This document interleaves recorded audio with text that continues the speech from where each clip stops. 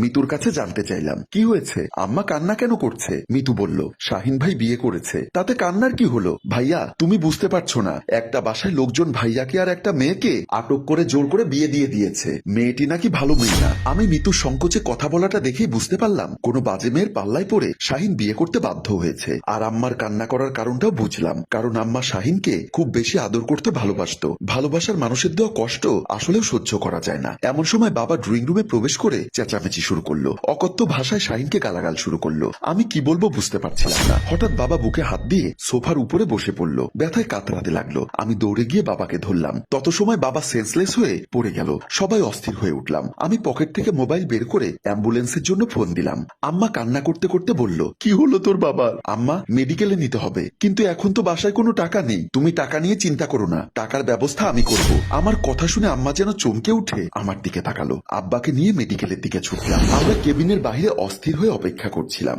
এমন সময় একজন ডাক্তার সাহেব কেবিন থেকে বের হতে আমি ডাক্তারের কাছে জিজ্ঞাসা করলাম, এখন বাবার কি অবস্থা। ডাক্তার বলল, আপনার বাবার হার্টের সমস্যা, যত তাড়াতাড়ি পারেন রিং পরাতে হবে। আপনারা টাকার ব্যবস্থা করুন। আম্মা বলল, কত টাকা লাগবে। কত আর 4-5 লাখ টাকা লাগবে। আম্মা মিতু দুজনেই চমকে উঠল। ডাক্তার বলল, যত তাড়াতাড়ি টাকার ব্যবস্থা করতে পারবেন তত তাড়াতাড়ি আপনার বাবা সুস্থ হয়ে যাবে। বলেই ডাক্তার সাহেব তার চেম্বারের দিকে চলে গেল। আম্মা কান্না করতে করতে বলল, এত টাকা এখন কোথায় পাবো। আমি বললাম, আম্মা তুমি চিন্তা করো না, আমার কাছে 6 লক্ষ টাকা আছে, আজই বাবার অপারেশনের ব্যবস্থা করব।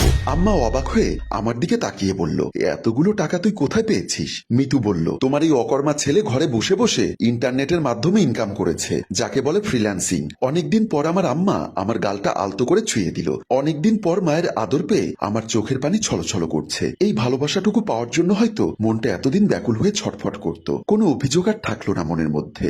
আম্মা আমাকে জড়িয়ে ধরে কান্না করতে লাগলো। আমি বুঝতে পারলাম আম্মা অনুতপ্ত, কিন্তু প্রকাশ করতে পারছে না। প্রিয় ভিউয়ার্স, আমাদের দেশের সবচেয়ে বড় একটা সমস্যা হচ্ছে বেকার সমস্যা। অনেক বেকার ছেলেকে বাবা মা ভাই বোনের কাছে অবহেলার পাত্র হয়ে থাকতে হয়। তারা চাইলে ছোট্ট পরিসরে ব্যবসা করতে পারে বা ফ্রিল্যান্সিং শিখে বৈদেশিক মুদ্রা আয় করতে পারে। মা বাবার বিপদের দিনে হতে পারে শেষ সম্বল। গল্পটি ভালো লাগলে লাইক, কমেন্ট ও শেয়ার করুন। গল্পটির রচনা ও পরিচালনায় ফেরদৌস অপু, প্রযোজনায় মঞ্জুর মোর্শেদ। ধন্যবাদ।